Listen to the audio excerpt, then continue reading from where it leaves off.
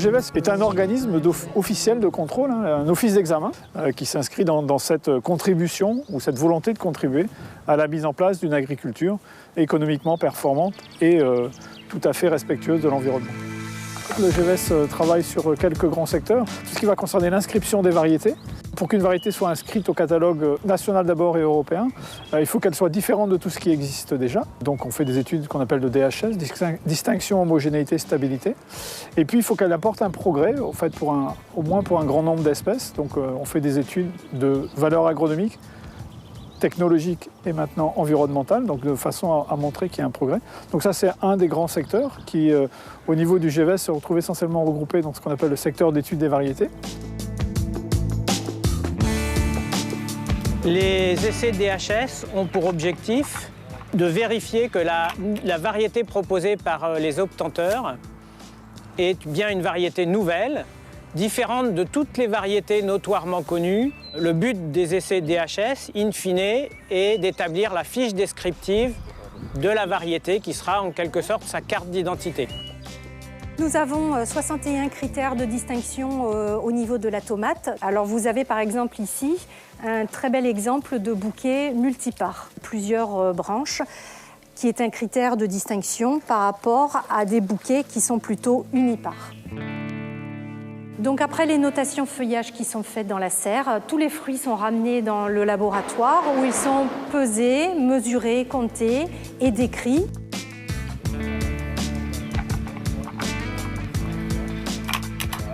Pour mettre en place des essais DHS, il faut une équipe de techniciens et d'agents de terrain qui soient très rigoureux et qui soient très polyvalents.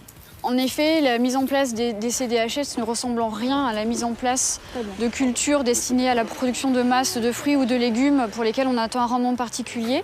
Nos exigences sont totalement différentes.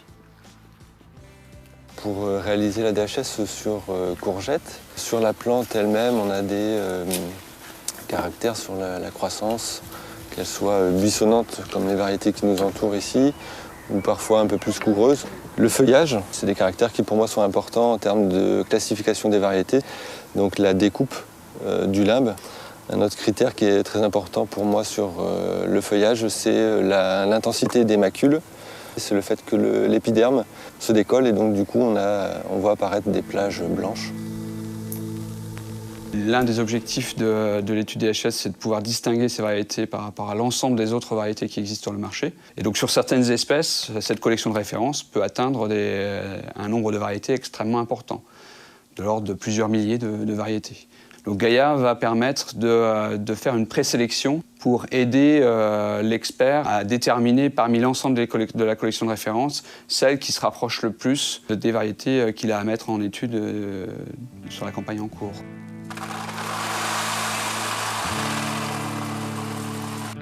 La collection de référence, c'est la raison de vivre de la DHS. Sans collection de référence, il n'y a pas de DHS, puisque le D de distinction repose sur la comparaison de variétés candidates qui sont en étude par rapport aux variétés qui sont notoirement connues et donc qui doivent être conservées dans la collection de référence en chambre froide du Magnerot. Nous stockons actuellement 29 000 variétés de 66 espèces de plantes de grande culture. Donc alors en ce qui concerne la chaîne de conditionnement des échantillons à destination des essais de valeur agronomique et technologique, on réceptionne à peu près 30 000 kilos par an et on en expédie 25 tonnes en petits sachets de 100 grammes à 6 kilos suivant les exigences des différents gestionnaires de réseau VAT et des différentes espèces.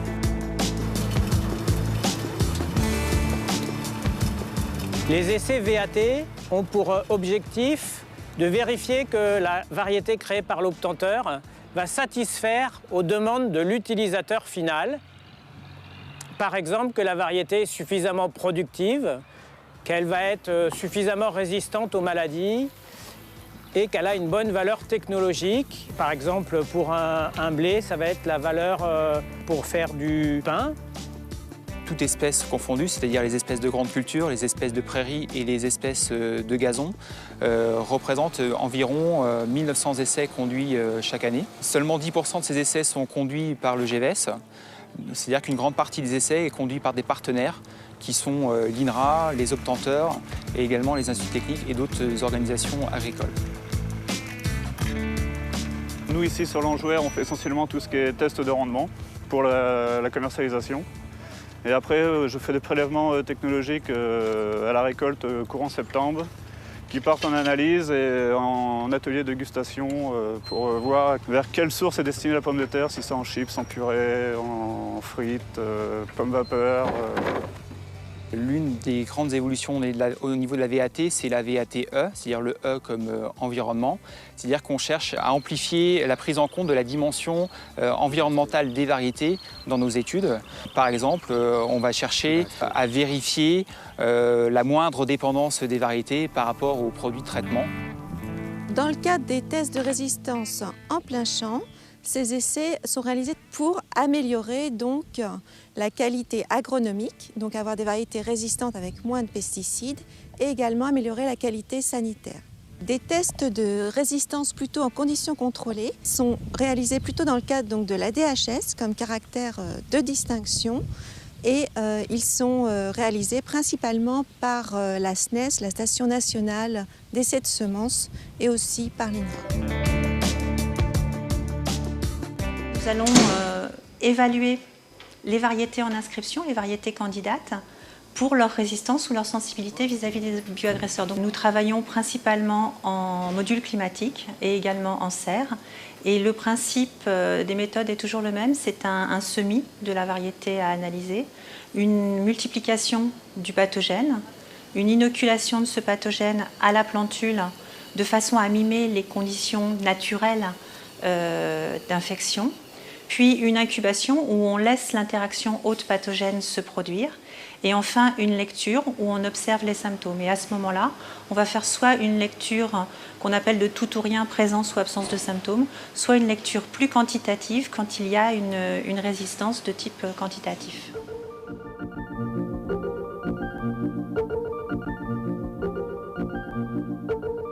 Le CTPS, le Comité technique permanent de la sélection, est un organisme consultatif du ministère de l'Agriculture qui est chargé de l'inscription des variétés au catalogue, mais aussi de conseiller le ministre pour la mise en œuvre de sa politique en matière de variétés et de semences. Le GVS est très impliqué dans le CTPS. Tous nos ingénieurs et techniciens sont dans les instances de ce comité, et donc ce qui permet d'ailleurs une très grande fluidité entre les travaux techniques qui sont produits par le GVS et la façon dont on utilise les résultats de ces travaux pour l'inscription des variétés. En France, le catalogue officiel en fait, est un véritable levier du progrès génétique. Quand on sait que l'inscription d'une variété sur un catalogue national donc, vaut autorisation de commercialisation sur l'ensemble du territoire de l'Union européenne, on comprend bien que le GVS et le CTPS recherchent avant tout la meilleure adéquation entre les attentes des utilisateurs et la capacité d'innovation des créateurs de variétés. Lorsque le demandeur a obtenu une autorisation de mise sur le marché pour l'une de ses variétés, il peut également demander un titre de propriété intellectuelle pour sa variété, qui s'appelle un certificat d'obtention végétale. Et en France, c'est l'INOV, l'Instance nationale des obtentions végétales, qui est chargée de délivrer ces titres. Pour qu'une variété végétale soit protégée par un certificat d'obtention végétale, il faut qu'elle réponde à plusieurs critères. Il faut qu'elle soit distincte, homogène et stable, il faut qu'elle soit nouvelle et il faut qu'elle ait une dénomination appropriée.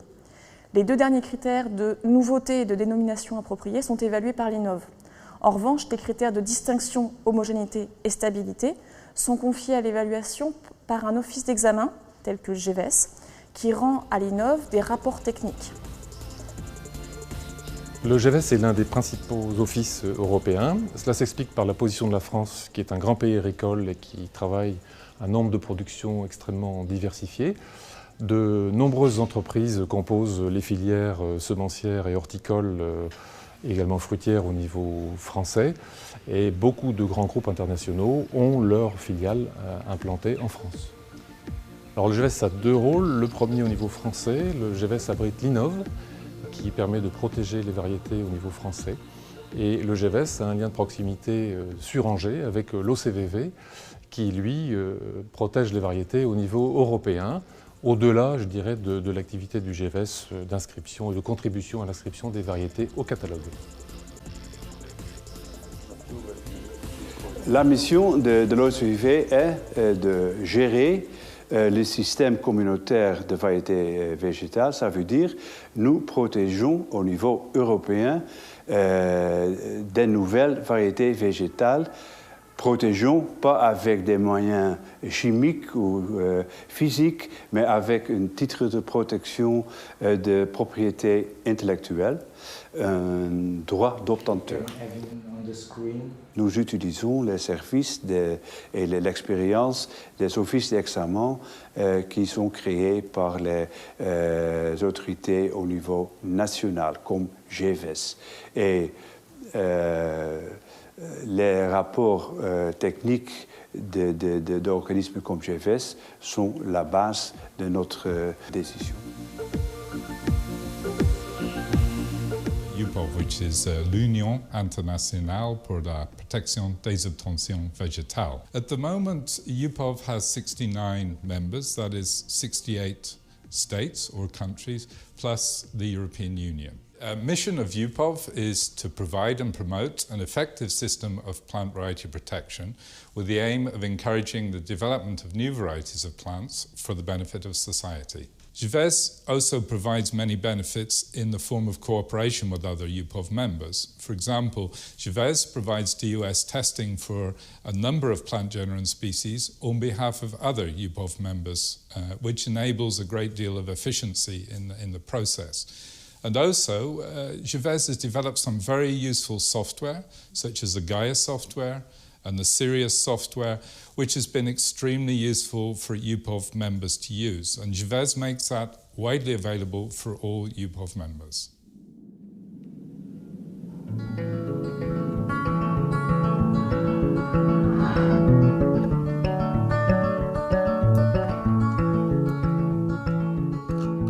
La semence, c'est l'origine de la vie, l'origine de l'agriculture. Et toute agriculture, toute production commence par la semence. Lorsqu'on veut produire des semences, c'est avec un objectif qui est de produire l'espèce qu'on a décidé de produire. Donc on va en contrôler la pureté d'espèce. On veut aussi que ça germe pour donner une plante, puisque c'est de la plante qu'on va avoir une récolte. Comme disaient nos prédécesseurs, telle semence, telle récolte, c'était le vieil adage il y a plus d'un siècle et ça reste toujours valide. Et puis on veut aussi qu'une semence ne véhicule aucun pathogène et donc on va en contrôler l'état sanitaire avant de la mettre sur le marché. Alors la SNES, on peut le résumer en 4 missions régaliennes. La première mission régalienne, c'est effectivement d'évaluer la qualité des semences, ce qu'on appelle couramment les analyses, et c'est ce qui donne la compétence et l'expertise à la station. De cette expertise acquise, on a la capacité de remplir la deuxième mission, qui est la mission de formation-qualification, d'organiser des essais de comparaison interlaboratoires, et puis aussi de développer de nouvelles méthodes. Et on a par exemple aujourd'hui 30 à 40 programmes de développement de nouvelles méthodes ou de mise au point de nouvelles méthodes. Et tout ça, ça s'appuie sur l'expertise et la compétence des gens, expertise acquise en analyse. L'échantillonnage est quelque chose d'extrêmement important, puisque un lot de semences, c'est plusieurs milliards d'individus, plusieurs milliards de semences. L'objet des analyses, c'est de vérifier la qualité de ce lot de semences. Et pour ça, on va simplement utiliser un faible nombre de semences. Toutes les étapes d'échantillonnage, donc depuis le prélèvement sur le lot jusqu'au le prélèvement des semences analysées, va être important. Ces analyses portent sur la qualité physique et la qualité physique d'un lot de semences est évaluée selon diverses analyses. Donc on a la pureté spécifique, le dénombrement, on a aussi la teneur en eau, le micro-nettoyage ainsi que la radiographie. Donc pour effectuer ces différentes analyses, on dispose de différents outils. Donc il s'agit de collections de semences, nous en avons 2 au sein du laboratoire. Une collection qui est constituée de 17 000 espèces, qui est la collection de référence et qui est une des collections les plus importantes au monde. Nous disposons également d'une deuxième collection qui a été produite et qui est éditée au sein du laboratoire et qui repose sur l'identification de 270 semences environ, et ce sont des semences d'Adventice. Nous avons aussi au sein du laboratoire une autre plateforme qui est la plateforme de cytologie. Les analyses réalisées en cytologie concernent principalement le dénombrement chromosomique, l'évaluation du niveau de ploïdie et l'amertume pour le lupin. Donc ce type d'analyse est effectué dans le cadre des études DHS, mais aussi pour identifier l'espèce pour certaines semences où l'identification visuelle est quasi impossible.